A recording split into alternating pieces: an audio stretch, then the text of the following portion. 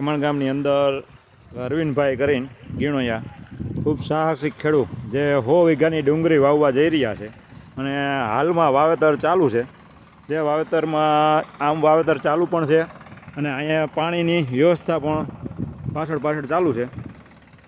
જે તમે આમ ઉગેલી તમે જોઈ શકો ટ્રેક્ટરની ઓયણીયાથી વાવેલી છે કોઈ અને આ કોરામાં ટૂંકમાં પીતું પણ જાય. વાવેતર પણ ચાલુ છે.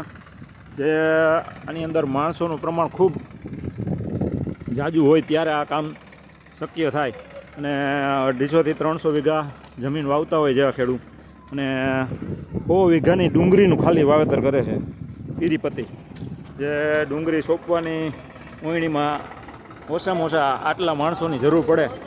જે માણસો તમે જોઈ શકો કે અંદાજિત કેટલા થોડોક માણસોની અંદાજિત જરૂર પડે. ખાલી એક દાંડવે એક થોડું એનું નાખી રાખવાનું અને વાવેતર ચાલુ થાય. અને અરવિંદભાઈ પોતે એ વાવેતરમાં ટ્રેક્ટર હકાવે છે. ખૂબ સાહસિક ગમે એ વાવે જે વાવેતર કર્યું હોય એને કોઈ વસ્તુમાં નફો ન મળ્યો એવું બન્યું નથી.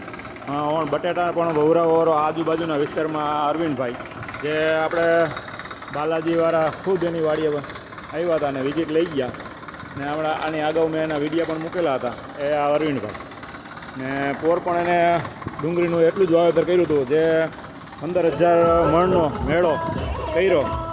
એની અંદર એને શરૂઆતના જ ભાવ 500 થી 800 સુધીના મળ્યા હતા અને એને હેડલિંગ કરતા એના પપ્પા જો અટાણે પણ થોડું ક્યાંક ખૂણા ખાસ કે કંઈક આડાવરું કરતા હોય અને નિરાત રાખીને કોઈ દી બેઠા ન હોય એવા વ્યક્તિ આ છે.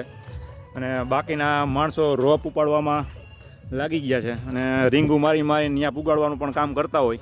જે અહીંથી આ રોપ એનો ઓછામાં ઓછો 2.5 લાખ રૂપિયાનું બી ખાલી છાંટવામાં આવ્યું હતું. જે એનો રોપ બનાવેલો છે ને એ રોપ અત્યારે સોંપણી ચાલુ થઈ ગઈ છે. જે ટ્રેક્ટરના ઓયણીના માધ્યમથી એ બધું વાવેતર ઓયણી દ્વારા વવાય છે અને અમારા વિડીયોના માધ્યમથી તમે જોઈ શકો કે આની અંદર માણસોની ખૂબ જરૂર પડતી હોય. ખર્ચો પણ એવડો હોય. અંદાજિત 100 વીઘાની અંદર 30 લાખ રૂપિયાનો ખર્ચો ખેડૂતને આવશે એવું કહેવું છે. અને 15,000 મણના 2 મેળા પણ એને બનાવ્યા છે. એ ડુંગળી શ્રાવણ મહિનાની અંદર કદાચ ભાવ તાલ સારા હોય ત્યારે આ જાહે. ને આ બામણ ગામના એવા પ્રગતિશીલ ખેડૂત છે અરવિંદભાઈ.